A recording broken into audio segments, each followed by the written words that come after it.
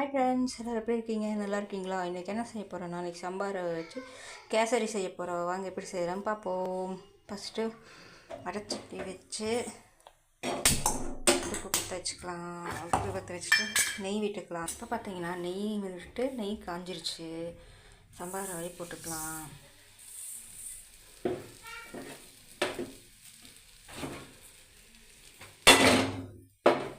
போட்டு நல்லா வறுக்கணும். ரவை நல்லா வறுக்கிறது நல்லாயிருக்கும். ரவை நல்லா செவக்கிற அளவுக்கு நல்லா வறுத்தெடுக்கணும். 2 டம்ளர் 1 டம்ளர் போட்டிருக்கேன்.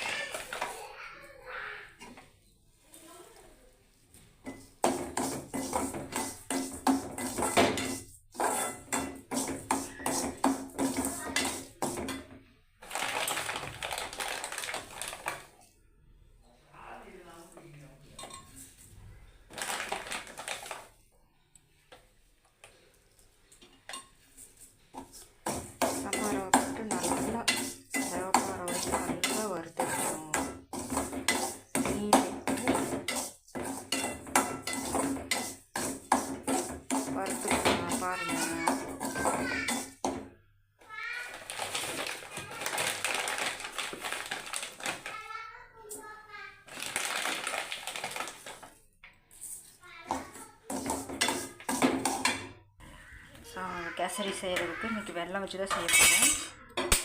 வெல்லம் கொஞ்சம் கரைச்சி பாவு பதமெல்லாம் தேவையில்லை.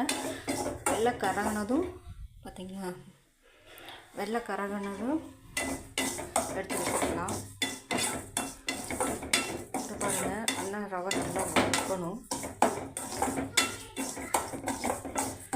வறுத்துட்டு பார்ப்போம். அளவுக்கு நல்லா வறுத்து எடுத்துக்கலாம். எந்த அளவுக்கு வறுக்கிறோமோ அந்த அளவுக்கு தான் ரவை நல்லாயிருக்கும். பார்த்தீங்களா எப்படி வெடித்து வந்திருக்குதுன்னு மாற்றிக்கலாம். பார்த்திங்கன்னா தண்ணி வச்சு நெய் விட்டுருக்கு, அது காயிட்டும். இந்த பக்கம் பாவு வந்து கொதிச்சிட்ருக்கு. இப்போ பார்த்திங்கன்னா தண்ணி கொதிக்கும்போது வறுத்து வச்ச ரவை போட்டுக்கலாம். இது வந்து கட்டி விழாது. வெள்ளை ரவையாக இருந்தால் கட்டி விழுந்தது, இது கட்டி விழாது. சின்ன ரவை நல்லா கொதிச்சு வேகட்டும். வெந்ததுக்கப்புறம் பார்ப்போம். வெள்ளை ரவைக்கு கேசரி செய்ய போய் சம்பா ரவையில் கேசரி செய்கிறோம், பார்க்கலாம் வாங்க. பாவு நல்லா கரைஞ்சிருச்சு. பாவு பதமெல்லாம் தேவையில்லை, வெள்ளம் கரைஞ்சால் போதும். மண் இருக்கும், வடிகட்டி ஊற்றலுக்காக காஞ்சால் போதும். அதுக்கப்புறம் ஏலக்காய், முந்திரி, திராட்சை எல்லாம் போட்டுக்கலாம். இந்த அளவுக்கு நம்ம பார்த்திங்கன்னா இப்படி சுருண்டு வந்துருக்குன்னு இந்த அளவுக்கு வந்ததுக்கப்புறம் ஏலக்காய், முந்திரி, திராட்சை எல்லாம் போட்டு காய்ச்சி வச்ச மாதிரி வெள்ளைப்பாகு அதை விட்டுக்கலாம். பார்த்திங்களா, வடிகட்டி விட்டுக்கலாம். இப்படி வடிகட்டி விட்டுக்கலாம். வடிகட்டி விட்டதுக்கப்புறம் இப்படி இருக்குது. பாயசமாட்டு இருக்குது நினைக்காதீங்க, கெட்டியாக வந்துடும் வெள்ளம் விட்டதுக்கப்புறமும்.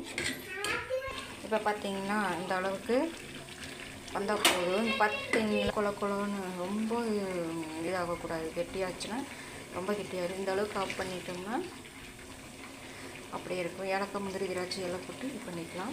இந்த அளவுக்கு ஆஃப் பண்ணிட்டோம்னா ஆறும்போது நல்லா கெட்டியாக நல்லாயிருக்கும். அவ்வளோதான், சுவையான கோதுமை ரவை கேசரி ரெடி. பாருங்கள் எப்படி இருக்குன்னு. வெல்லம் போட்டிருக்கோம், அதனால் நல்லது உடம்புக்கு. சர்க்கரை போடல, வெல்லம் போட்டு செஞ்சதுன்னா உடம்புக்கு ரொம்ப நல்லது. திஸ் வீடியோ சம்பா கோதுமை கேசரி ரெடி. சம்பா ரவை கோதுமை கேசரி ரெடி. பாருங்கள். திஸ் வீடியோ ஸ்பான்சர் பை பைமோ டீ ஷாப்பிங்.